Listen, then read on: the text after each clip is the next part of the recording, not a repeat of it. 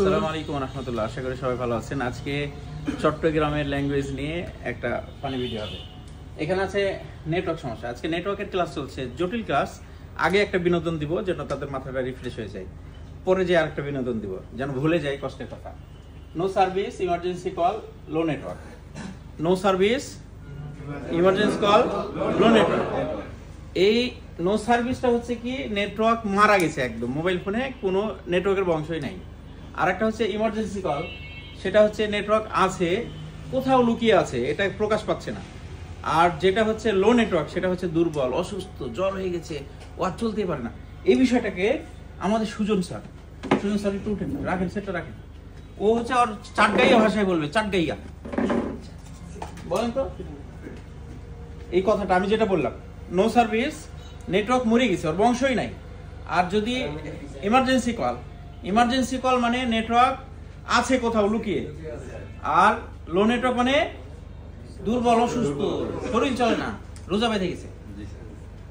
Sir আসলে সিটাগার ভাষায় কথা বলতে গেলে তো সচরাচর আসে না, তো একটু সংকোচ লাগতেছে, তারপরে বলবো যে নো সার্ভিস বলতে যেটা বোঝায় সেটা হচ্ছে চাটগাইয়া ভাষা, মানে লুকায়িত, মানে কোথাও পাওয়া যাচ্ছে না, খুঁজেও পাওয়া যাচ্ছে না। এটা আমাদের চাটগাইয়া ভাষায় বলতে গেলে নো সার্ভিস মানে মরে গেছে। নো সার্ভিস মানে মরে গেছে।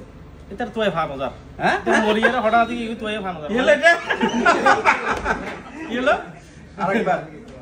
নো সার্ভিস মানে তোই ফানো যার, নেটওয়ার্কের হনো কিছু তোই না ফানো যার, বংশ তো তোই ফানো সিরিনি তোই কিন্তু তোই ফানো যার।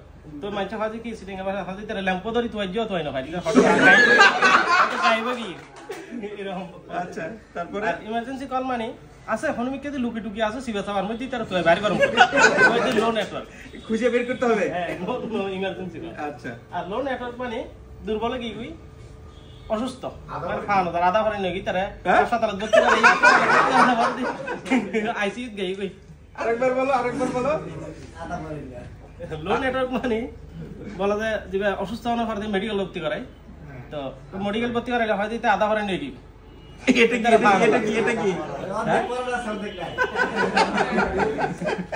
কিন্তু বিশ্বাস করেন আমি একটু বুঝি নাই। মানে আপনার সামনে চট্টগ্রামের লোক বসে থেকে গল্প করবে, আপনার নামে চরম বদনাম করবে, আপনাকে পৃথিবীর নিকৃষ্ট মানুষ হিসেবে বলবে আপনার সামনে, আপনি শুনবেন, হাসবেন, কিচ্ছু করার নাই। স্যার আমাদের 2016 সালের ভিডিওতে আছে, 2016 আমাদের মুন্নার সাথে ডিবেট আছে যখন ছিল। এই চট্টগ্রামের ভাষা নিয়ে আমরা খুবই বিপদে আছি।